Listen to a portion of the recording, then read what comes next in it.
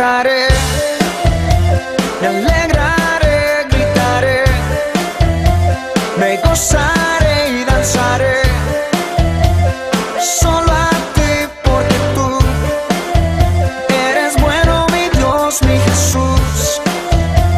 Te alabaré solo a ti, adoraré, alzaré mis manos a ti porque tú. Quiero invitarle a ir en el libro de Efesios, por favor, capítulo 6, a la lectura de un texto. Efesios 6, 10. Aleluya. ¿Lo tiene? Póngase de pie, vamos a leerlo en esta hora.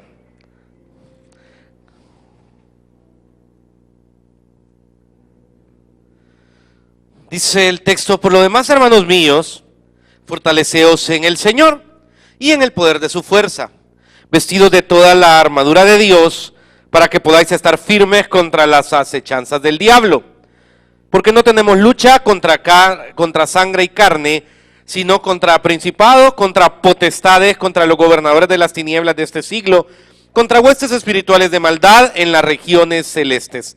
Por tanto, tomad toda la armadura de Dios para que podáis resistir en el día malo, y habiendo acabado esto, estar firmes. Estad pues firmes, ceñidos vuestros lomos con la verdad, y vestidos con la coraza de justicia, y calzados los pies con el apresto del evangelio de la paz. Sobre todo, tomad el escudo de la fe con que podáis apagar todos los dardos de fuego del maligno, y tomad el yelmo de la salvación y la espada del Espíritu, que es la palabra de Dios, orando en todo tiempo, con toda oración y súplica en el Espíritu, y velando en ello con toda perseverancia y súplica por todos los santos. Y por mí, a fin de que al abrir mi boca me sea dada palabra para dar a conocer con denuedo el misterio del Evangelio, por lo cual soy embajador en cadenas, que con denuedo hable de él y cómo debo hablar. Padre, gracias por esta mañana, por cada persona que ha estado en las reuniones. Entregamos esta y te pedimos que hables a la necesidad personal de cada uno de nosotros. Amén y amén. Es importante entender que en la temática de guerra espiritual, hermana, hay una diversidad de percepciones. La guerra espiritual, creo yo que hasta hace algún tiempo no era un tema de púlpito. Te cuento que hasta hace 40, 50 años no se conocía este tema. Es más, un día platicando con alguien que estaba en la selva del Darién en Panamá, donde hay brujos, hechiceros y un montón de cosas, y desarrolla un ministerio bien fuerte, evangelístico, y ahí está como misionera. Le preguntan qué piensa de la guerra espiritual para enfrentar a todo esto, y ella dice: ¿cuál guerra espiritual? Cristo Jesús venció en la cruz del Calvario y tiene autoridad, y todo lo demás no debería ser relevante. Sin embargo, también nos vamos al otro extremo, porque hay una percepción de que la guerra espiritual no solo es necesaria, sino que es importante. La guerra espiritual es el estar pendiente y alerta de todos los dardos, los enemigos del cristiano, toda la perspectiva de la fe del maligno, la antife del maligno sobre la iglesia, y como que da la impresión que nos movemos de norte a sur, depende de nuestro estado anímico o nuestra necesidad de servir a Dios. Esa percepción que en algún momento me siento un guerrero que toma autoridad espiritual y otro día me siento en la full carne, lo cual observo en mucho creyente. Pero no podemos negar lo que la Biblia dice. Este día iniciaré este estudio, la próxima semana es el Día del Padre, lo vamos a celebrar, le esperamos a todos, pero el siguiente vamos a continuarlo porque creo importante. Y cuando usted lee el versículo inicial, no podemos negar lo que ahí está. Por lo demás, hermanos míos, fortaleceos en el Señor y en el poder de su fuerza. Primera lección de la mañana, Carlos. Siempre hay que ver la Biblia en punto y contrapunto. Si te está diciendo fortaleceos en el Señor, es porque te puedes debilitar. Y lo entiendo desde la perspectiva de un teléfono. Usted tiene un teléfono, ¿y qué pasa con este teléfono en la medida que usted lo usa? A ver, ay, qué profundo el pastor, de lo que me vine a aprender. Claro, la batería se le baja hasta que se puede agotar. Y de una u otra manera, el día a día, míralo en tu cuerpo, te levantas en la mañana y en la noche, cuando ya ya llegas a tu trabajo, llegas de tu trabajo cansado. ¿Y qué te pide el cuerpo? Reposo, descanso. Pero hay una parte que es vital en el creyente que tiene que ver con el alma, tiene que ver con tu posición o tu condición espiritual. El Señor te está diciendo que te tenés que fortalecer en Él. Y este principio no lo podés obviar. ¿Por qué hay tanto cristiano debilitado? Porque no nos fortalecemos en el Señor, simple. Porque no entendemos que así como el cuerpo necesita un descanso, el espíritu necesita también un fortalecimiento. Hermano, uno tiene que ser cuidadoso. Y le voy a hablar a hombres y mujeres normales. Así estés en un 90% en luchas y te sintas no un cristiano, sino que medio mundano si querés, que no es correcto. Tenés que destinar, pero no negociable, aunque sea un 5 o un 10% de tu vida y de tus fuerzas, a fortalecer tu espíritu. Porque hay momentos donde te sentís culpable, te sentís acusado, te sentís indigno, te sentís amoral.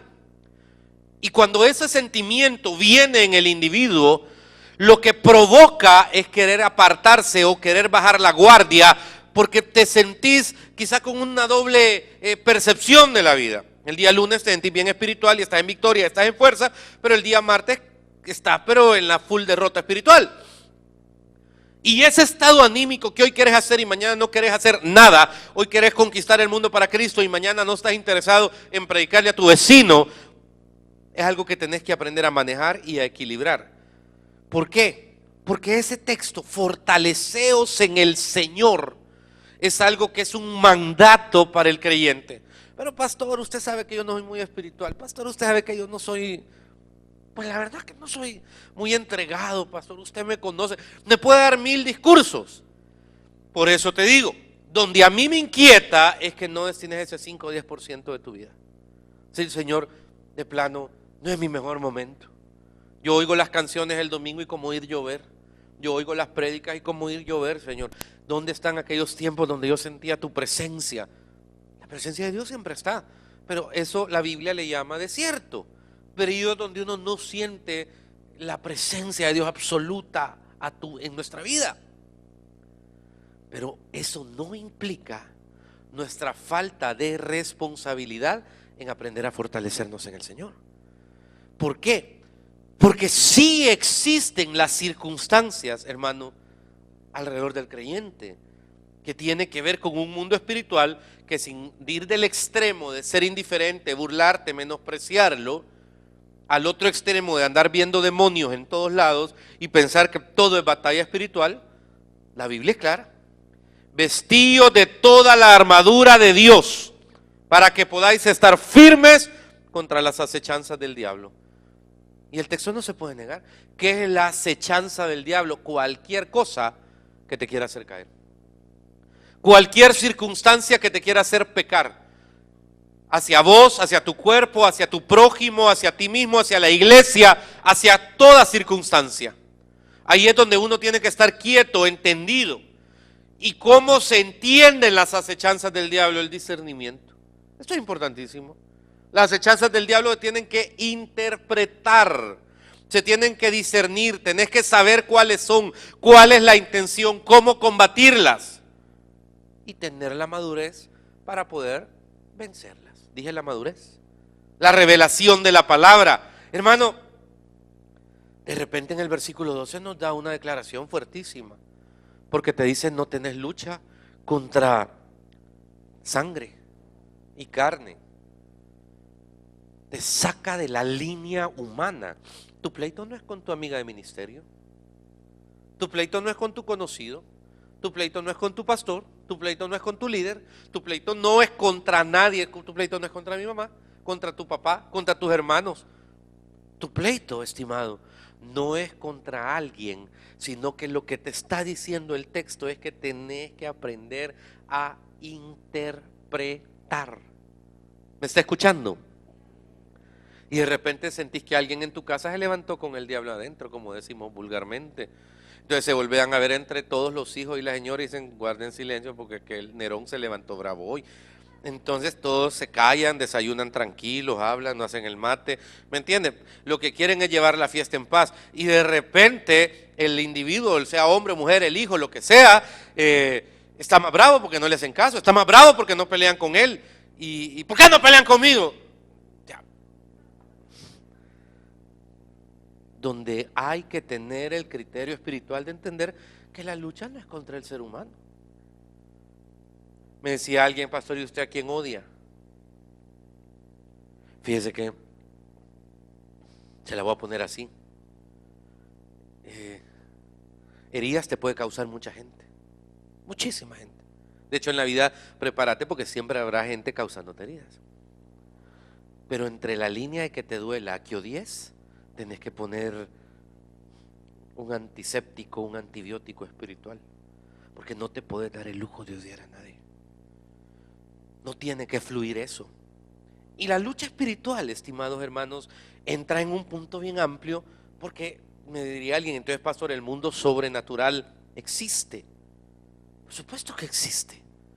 Le voy a leer un texto que espérame. Segundo de Reyes, acompáñenme por favor.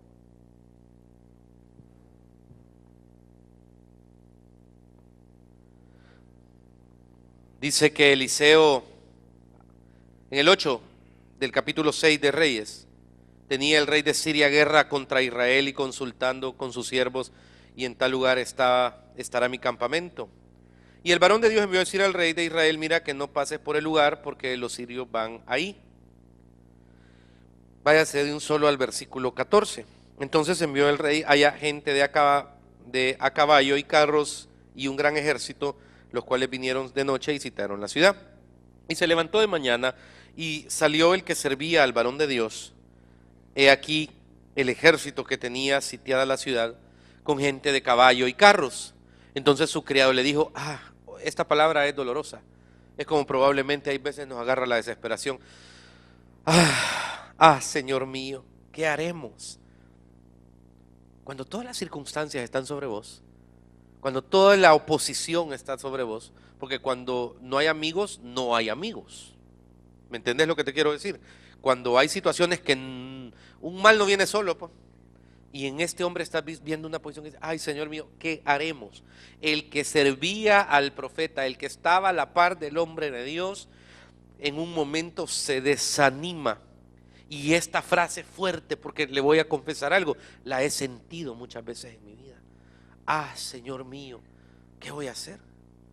¿Qué va a pasar? ¿Y cómo van a estar las cosas? Te preocupas por lo que tus ojos ven. Y de repente el versículo 16 es fuerte, porque le dice, no tengas miedo, porque más son los que están con nosotros que los que están con ellos. Y dice el 17, y oró Eliseo y dijo, te ruego, oh Jehová, que abra sus ojos para que vea. Entonces Jehová abrió los ojos del criado y miró, y he aquí que el monte estaba lleno de gente de a caballo y carros de fuego alrededor de Eliseo.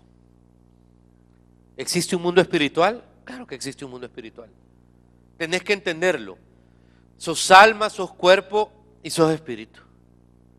Y de repente, hermano, cuando les soy honesto, cuando más promesas hay del Señor, por ejemplo, de cumplirse en esta iglesia, los periodos, los meses, las semanas previas, es de una guerra espiritual que usted no tiene idea.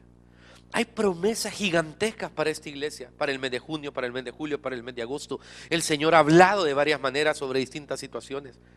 Y de repente siempre ha venido, después de 15 años, como que uno está acostumbrado, pero siempre ha venido el periodo de la prueba, de la incertidumbre, de la duda, de la indecisión, y se necesita simplemente una cosa, creer, doblar rodillas, y cuando uno menos siente, las palabras y las promesas se cumplen. Pero hay que entender que existe el mundo espiritual, porque ser parte del mundo natural, hermano, es lo más fácil, es lo que el ojo ve y no lo que el espíritu discierne. Ahora, pastor, está bonito eso que usted está diciendo, pero yo tengo una pregunta. ¿Y cómo? Pues porque yo soy cristiano, yo voy a la iglesia, voy a esta, o veo tele, radio, lo que sea de las cosas del Señor.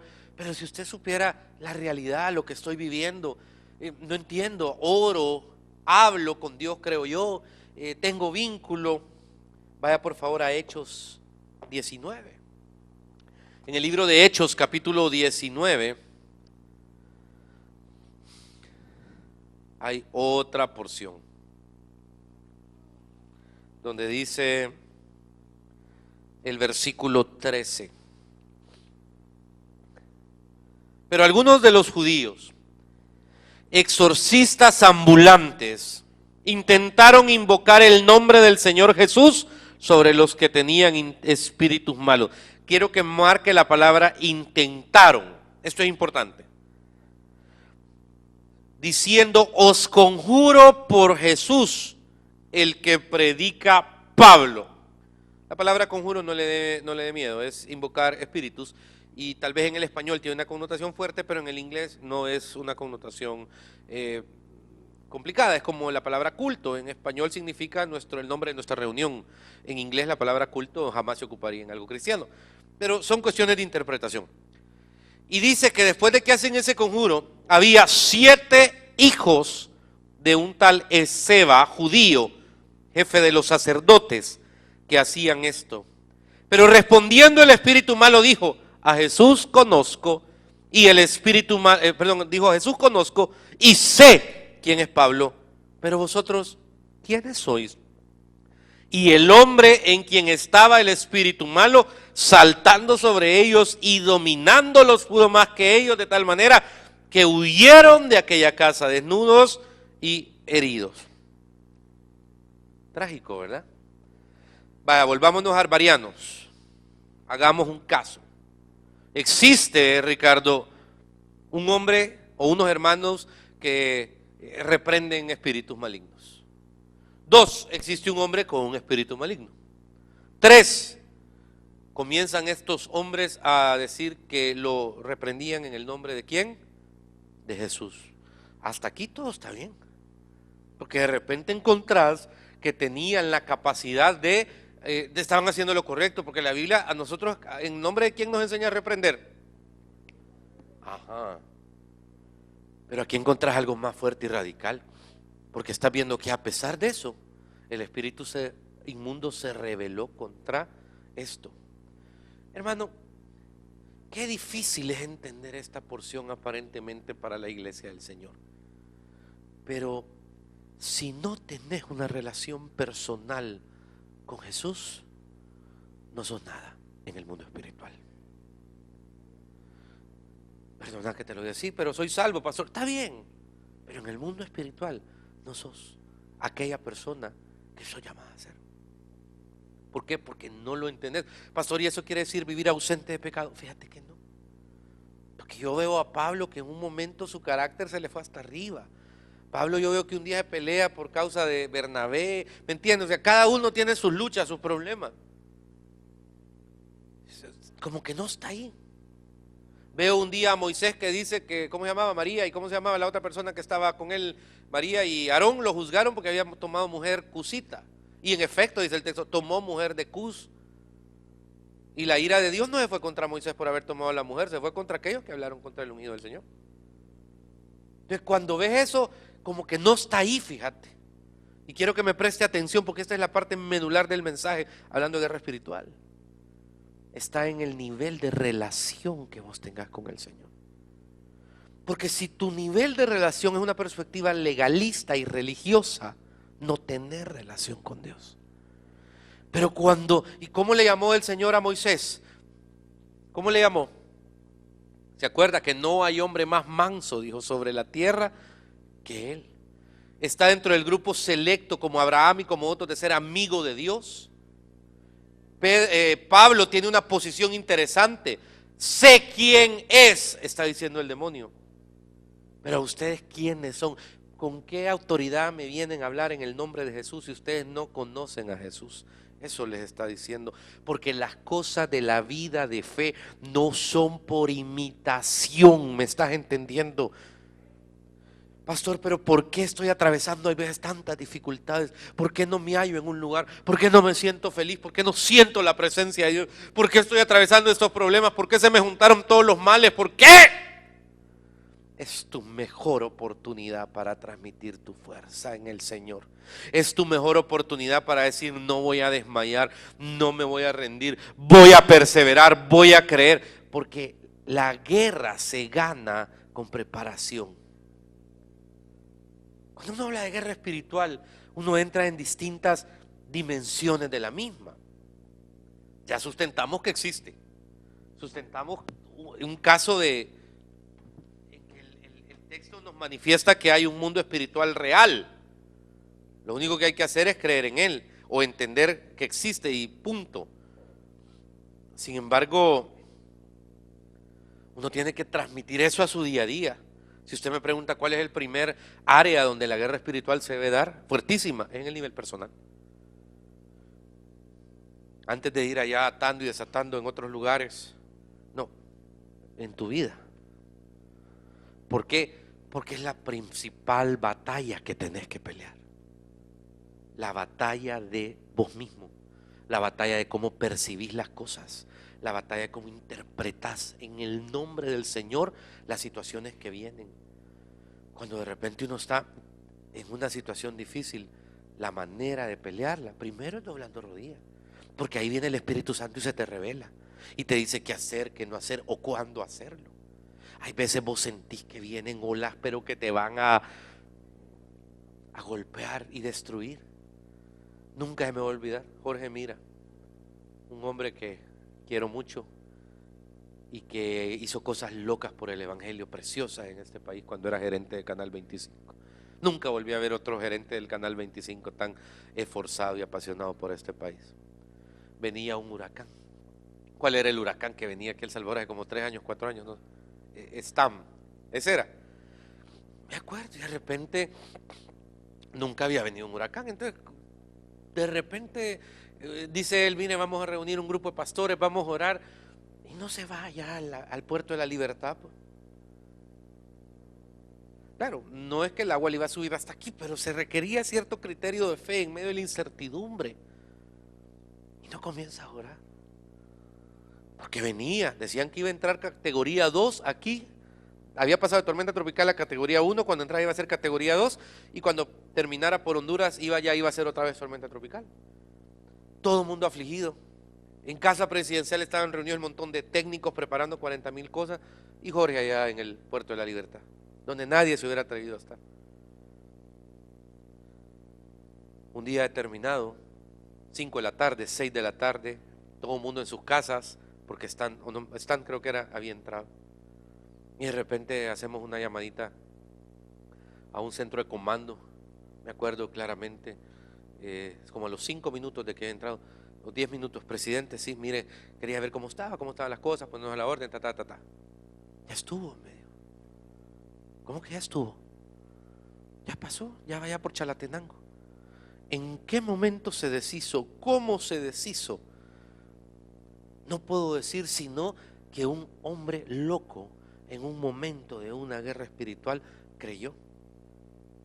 Hoy te lo paso a tu vida. ¿Cuáles son los stands de tu vida? ¿Cuáles son aquellos momentos? Los pastores los tenemos. Momentos de zozobra, momentos de incertidumbre. Asumo que vos también los tenés. Donde sentís que si de este lado es un huracán, de este es una tormenta, de este es un tifón y de este es un tornado. O sea, de donde te pares, ahí viene. Uno queda acurrucarse, uno esperar que pase. Te voy a decir algo. La victoria está cuando ves lo que los hombres no alcanzan a ver. Por eso es necesario moverte en el mundo espiritual. El día que vea a los ángeles con paraguas o a Dios huyendo con una capa porque se va a mojar, ese día preocupate por las tormentas. Pero si ves a Jehová tu Dios en el trono, declarándose el fuerte, el valiente sobre tu vida, estableciendo las promesas y las herencias, papá, aunque te llueva, Guillermo, sobre mojado, cree a las promesas, cual nunca has creído. El lugar personal es fuertísimo para la guerra espiritual, porque esa es tu realidad. El lugar personal es tu billetera. El lugar personal es tu corazón. El lugar personal es tu boca, papá. Y esa guerra, porque uno puede andar planteando aquí en traje con corbata bonita que me regalaron, pero uno no sabe cómo está dentro. Y esa es la guerra espiritual que tenés que creer. Esa es la guerra espiritual que tenés que sustentar. La primera. ¿Qué quiere hacerte el Señor? Sentir que no vales, papá. Por ejemplo, a Marito temprano. Vení, Danielito, por favor. Porque de repente, bonito el Chelito, ¿verdad? De repente sabe algo. En el mundo espiritual, cuando lo ven a él, sabe que ve el enemigo. ¿Sabe qué ven usted? El coronel Daniel, dice. Espiritualmente es importante. Y todo el mundo espiritual te observa. Ve cómo se mete, si no se mete, ve cómo te daña. ¿Sabe cuándo es el problema? Venga, coronel Daniel. Cuando Daniel deja de sentirse el coronel Daniel para sentirse Dani. Ken, cabal, el de la Barbie. Ese día, cuando deja de sentirse el coronel, cuando de repente ya no es el coronel Daniel. No, él es Daniel Travieso. Ese tipo de... Entonces, ¿qué pasa? Le está dando la puerta al maligno para que te trate como Ken, no que te, perdón, como Daniel, no que te trate como el coronel Daniel. Gracias, Daniel. Es donde uno debe estar firme. Y aquí es donde viene algo importante, tu identidad. El día a día del creyente tiene que ver con su identidad, tiene que ver con su carácter, tiene que ver con cómo evacúa esas cosas. El mundo personal, hermano, es donde se pelea la mayor cantidad de batallas espirituales. Porque también existe otra área, otro nivel, el terrestre, por así decirte, donde de repente ya esta batalla, hermano, ya no tiene que ver directamente contigo, sino que con otros. Estás platicando con alguien y el Espíritu te discierne. Mire, hay momentos donde estoy platicando con alguien y el Señor me pone ganas de llorar. Una carga fuerte de su presencia, por ver lo que el dolor que estás atravesando, la necesidad. Y esto es importante recibirlo. Diga en voz alta, recibirlo, porque eso te permite entender que sos un ente para influenciar hacia afuera. Influenciar no es éxito, fama, o sea, mire hermano, eso es pura espumilla, eso hoy está, mañana no está. La gente que te dice que es lo máximo, hoy está y mañana no está, ¿me entendés? La gente que dice que, no, olvídate de eso. Estoy hablando del sentido de ser influyente, porque en el mundo espiritual trascendés. Cuando estás platicando con alguien y ves una necesidad y Dios de repente te dice, dale algo. ¿Qué le voy a dar, Señor? Dale algo. ¿Qué le voy a dar, Señor? Dale, y te habla. De repente, hermano, que hay una ofrenda de parte del Señor. Que discerniste que quizás no tenía ni qué cenar ese día. Un abrazo o una palabra, una revelación. El mundo espiritual también tiene que ver con tu entorno, y esto es importantísimo. ¿Sabes por qué? Porque esto es como un ejercicio, no es prueba y error, pero en la medida que te desarrollas, así Dios te usa en esa área. Porque es como que vas aprobando exámenes cuando vas sintiendo, porque el mundo espiritual, la guerra espiritual tiene que ver con obediencia. Porque si vas a hacer cosas y te va a dar vergüenza, o sentís que son muy descabelladas, o sentís que no tienen sentido, no las vas a hacer. Pero de repente das pasos de fe, haces llamadas. Hermano, usted no me va a creer. Ahí tengo un número. Me vino un número, y esto es yuca lo que le voy a contar. Yuca, diga en voz alta. Estaba orando por unas personas que fueron a Guate. Y el Señor me puso un número. Aquí lo tengo. Este número no es de aquí, le dije. Es de Guatemala. ¿Y cómo es que me lo puso? Pues no sé, me lo puso. Y esto parece espectacular. Comienza con 502 y 4, 6, etcétera. Es un celular de Guatemala. Y lo guardé, lo anoté. El día de ayer hice una llamada a ese número. Perdone, no sé quién es usted, pero le quiero comentar que soy un pastor en El Salvador. Mi nombre es fulano de tal y este número el Señor me lo ha puesto. No me interesa nada, no témale, solo quiero decirle que me puso una profunda carga por usted. Quiero decirle que estoy a la orden y si me permite orar por usted. La oración. Gracias, pastor. Yo soy católico. Estoy atravesando una situación emocional bien fuerte, me dice. Y quiero decirle que estoy a sus órdenes. Soy el presidente de Cementos Progreso, creo que me dijo. Una cementera guatemalteca fuerte. Y quiero decirle que es para mí una bendición recibir esta llamada. Me es irrelevante que haya sido el que pone el cemento en la bolsa o el presidente de la cementera, pero tenía una carga. ¿Me está oyendo? De apellido Novela me dijo que era, o no, Novella, no sé cómo se llama. Pero me llamó la atención que el Espíritu Santo puso eso. Fíjate que te estoy hablando de guerra espiritual sin gritar. Te estoy hablando suavecito, porque quiero que lo entendas. Que ese es el nivel donde trascendés de vos a otros. Porque entonces puedes moverte a una dimensión que es la favorita de Satanás. La favorita de Satanás. La favorita de Satanás. ¿Cuál cree que es? ¿Cuál es el campo favorito del enemigo? ¿Cuál? La iglesia. Porque todas las duras luchas del maligno están dirigidas a golpear la iglesia, a dañarte como cuerpo de Cristo, a invalidarte, a golpearte, a anularte. Y esto es algo que tú tienes que tener cuidado. Porque, hermano, es una responsabilidad. ¿Sos iglesia como asistente? Para mí es una pregunta fuerte. Porque usted ha oído esta palabra. Es que ese pleito no es conmigo. Es que esa lucha no es conmigo. Como cuando le cae gotera a la casa de tu vecino. No es tu problema. Jamás es tu problema, es la del vecino. El problema es cuando cae en tu casa, e inclusive muchas veces cuando la gotera cae en tu cuarto es tu problema. Si cae en el cuarto de la par en tu casa no es tu problema. Que ponga el cumbo de leche ese teco y con eso se le quitó el problema. Y un trapo para que no haga ruido. Bien se lo puede, ¿verdad? Pero en esa perspectiva te quiero decir algo. Los problemas de la iglesia son tu problema. Y tenés que dejar de ver las cosas como espectador, ¿me entendés? Pendiente de qué pasa, qué sucede. A ser actor, a ser protagonista, a ser el que más bendice, el que más intercede, el que más ama, el que más perdona. Porque entonces estás mal y vas a recibir consecuencias.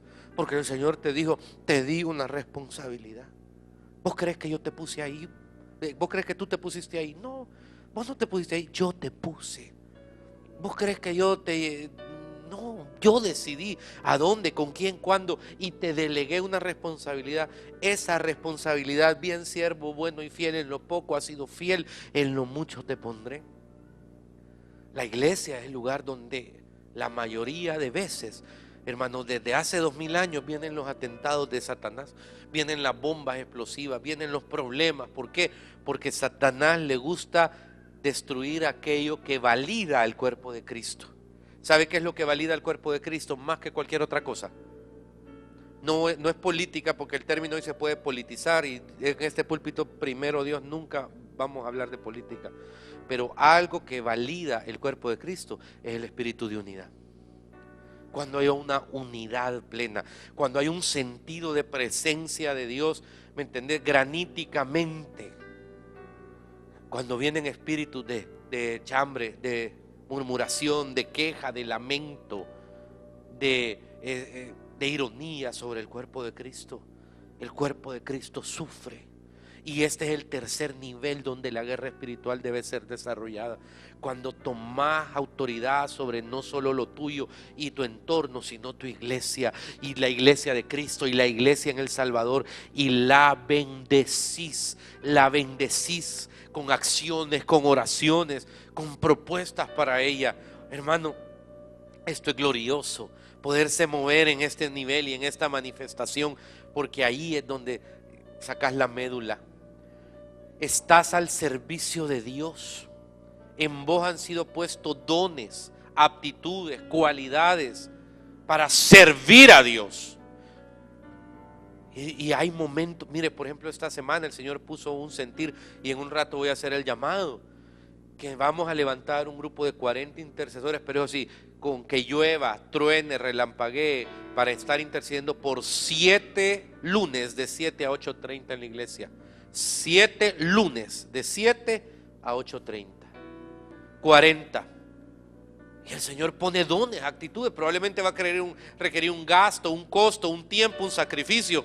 Pero si eres de esos 40, te vas a poner de pie, porque es tu don. Hay gente que está intercediendo, que tiene ese llamado a pelear. ¿Por qué batallas? No sé, pero en el nombre del Señor, a partir de mañana. Ese es el nivel de la iglesia. La iglesia es el cuerpo de Cristo, no se te olvide. La iglesia no es un nombrecito, la iglesia no es un lugar bonito o no tan bonito. La iglesia no son 40 bancas, la iglesia es el cuerpo de Cristo. Y tenés que defender el cuerpo de Cristo, porque sos parte de él. Y luego hay otros niveles un poquito más fuertes. Cuando hablamos de, por ejemplo, ciudad y nación, Aires. No sé si usted lo sabe, pero esta iglesia, desde que yo me acuerdo, le caen pedradas. Platicaba con mis hermanos del staff el día viernes o jueves, no sé qué día, y les decía, desde que me acuerdo, desde que yo tengo memoria, por eso no me preocupa. Si esta iglesia no es preferenti, o sea, no es favorita.